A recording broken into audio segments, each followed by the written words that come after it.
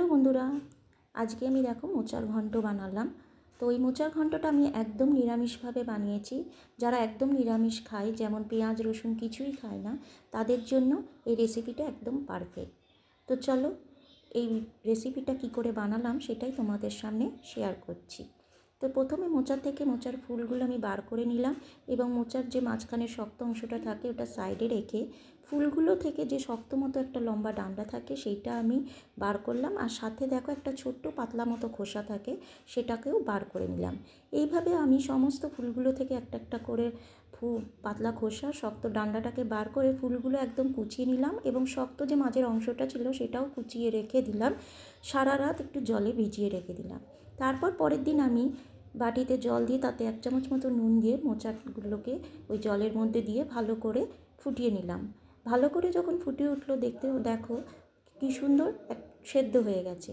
তারপরে এই মোচাটাকে আমি একটা ঝাঁঝরির মধ্যে ঢেলে জলটাকে আমি আলাদা করে বার করে নিলাম।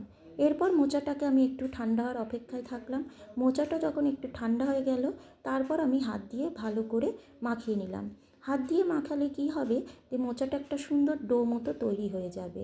সুন্দর একটা ডো, যেটা রান্না করলেও খুব সুন্দরভাবে টেস্ট আসবে। তারপর কড়াইয়ের মধ্যে আমি একটু সর্ষের তেল দিলাম। হ্যাঁ বন্ধুরা, এই মোচার ঘন্টটা সর্ষের তেল দিয়ে রান্না করলে বেশি স্বাদ আসে।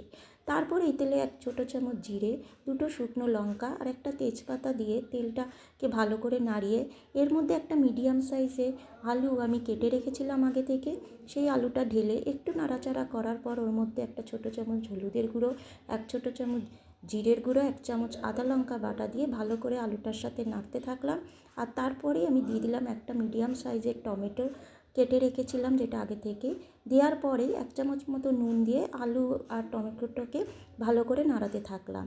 তার মধ্যে দিয়ে দিলাম একটুখানি জল, যাতে মশলাটা জ্বলে না যায়, আর একটু ঢেকেও দিলাম যাতে টমেটোটা খুব সুন্দর করে নরম হয়ে যায়।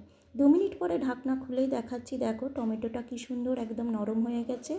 এবং এর মধ্যে এখন আমি মোচাটাকে পুরো ঢেলে দিলাম এবং এই মোচাটা এবার মশলা আলু টমেটোর সাথে ভালো করে আমি 2-3 মিনিটের মতন কষতে থাকলাম।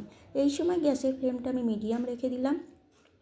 2-3 মিনিট কষার পরে এর মধ্যে আমি অল্প জল দিয়ে তারপর একটুখানি নুন আর অল্প করে চিনি দিয়ে আমি আবার 2-3 মিনিটের জন্য ঢেকে রেখে দেব।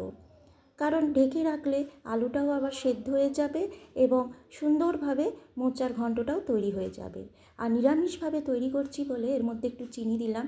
চিনি দিলে নিরামিষ রান্নাতে কী হয়, একটু স্বাদটা বেশ ভালো হয়, তাই জন্য আমি একটু চিনি দিলাম। এটা আমার মনে হওয়ার কারণ। তারপরে 2-3 মিনিট পর ঢাকনা খুলেই দেখাচ্ছি, দেখো কি সুন্দর মোচাটা একদম ডো মতো তৈরি হয়েছে। তারপর এই মোচার মধ্যে দিয়ে দিলাম সব শেষে 2 চামচ মতো ঘি আর একটুখানি গরম মশলার গুঁড়ো। হ্যাঁ বন্ধুরা, যেহেতু এটা আমি নিরামিষভাবে করছি, তাই ঘি গরম মশলা দিলে স্বাদটা খুব সুন্দর হয়। এবার তোমাদের সামনে পরিবেশন করে দেখাচ্ছি, দেখে বলো তো বন্ধুরা কেমন লাগছে, ভালো লাগছে? তো আমার ভিডিওটা যদি একটুও ভালো লাগে তাহলে একটু লাইক, কমেন্ট আর শেয়ার করো, আর চ্যানেলটাকে সাবস্ক্রাইব করে পাশে